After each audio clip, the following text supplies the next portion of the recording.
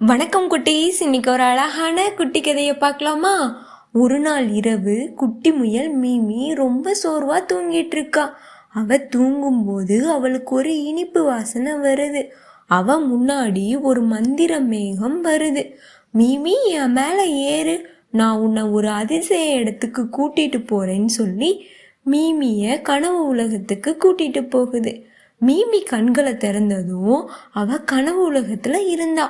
அங்கே பால் வாசனை வீசக்கூடிய ஐஸ்கிரீம் மலைகளும், சுவை மிகுந்த ஜெல்லி ஓடைகளும், லாலிபாப் குச்சிகளும், குக்கீஸ் வீடுகளும் கலர்ஃபுல்லாக இருக்கு.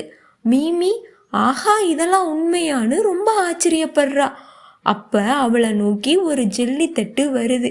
மீமி ஹப் ஹப் அப்படின்னு அது மேலே குதிக்கிறா. பிங் பாங் அப்படின்னு மேலே கீழேன்னு குதிச்சு குதிச்சு விளையாடுறா. அப்போ அவளை நோக்கி ஒரு சாக்லேட் கரடி வருது. அந்த சாக்லேட் கரடி பேர் சோக்கோ.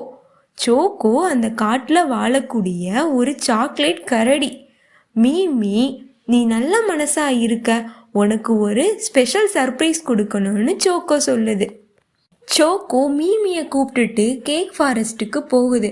அங்கே பெரிய பெரிய கப் கேக்குகள், க்ரீம் கேக்குகள், செர்ரி பழங்கள்னு சொல்லிட்டு ரொம்ப கலர்ஃபுல்லாக இருக்குது. அப்போது அவங்கள நோக்கி ஒரு ஸ்ட்ராபெரி டிராகன் வருது. அந்த டிராகன் வாலில் அடிபட்டு ரொம்ப வலியில் துடிச்சிட்ருக்கு. அந்த ஸ்ட்ராபெரி டிராகனுக்கு நம்ம மீமி உதவி செய்யுது. சோக்கோவும் மீமியும் அப்படியே நடந்து போகிறாங்க. கடைசியாக அந்த ரகசிய இடத்துக்கு வந்துட்டாங்க. அங்கே ஒரு பெரிய தங்க நிற ஐஸ்கிரீம் இருந்தது. சோக்கோ சொல்கிறான், நீ ரொம்ப நல்ல மனசு, நீ நல்லா எல்லாத்துக்கும் உதவி செய்கிற, அதனால இந்த பரிசுன்னு தங்க நிற ஐஸ்கிரீமை கொடுக்குது. மீமியும் அதை சந்தோஷமாக வாங்கி சாப்பிட்றா. மீமி காலையில் தூங்கி எழுந்ததும் அம்மா கிட்ட ஓடி போய் சொல்கிறா, அம்மா, நான் ரொம்ப இனிப்பான ஒரு கனவு கண்டேன். நான் ஐஸ்கிரீம் மலையில் ஏறி ஜெல்லு தட்டில் குதித்து விளையாண்டேன், சாக்லேட் கரடிகளை கூட பார்த்தேன், எல்லாருக்கும் உதவி பண்ணினேன் அப்படின்னு கனவை அம்மா கிட்ட சொல்கிறான். அம்மா சிரிச்சுக்கிட்டே, உனக்கு இந்த கனவு ரொம்ப பிடிச்சிருக்கா அப்படின்னு கேட்குறாங்க. மீமி வேகமாக தலையாடுறா. ஆமாம்மா, ரொம்ப பிடிச்சிருக்கு, ஆனால் அது கனவு தான், ஆனால் கனவாக இருந்தாலும் எனக்கு ரொம்ப சந்தோஷமாக இருந்தது அப்படின்னு மீமி சொல்கிறா. அம்மா மீமியை கட்டி அணைச்சிக்கிட்டாங்க. நல்ல மனசு இருந்தா கனவும் இனிப்பா வரும்னு சொல்கிறாங்க.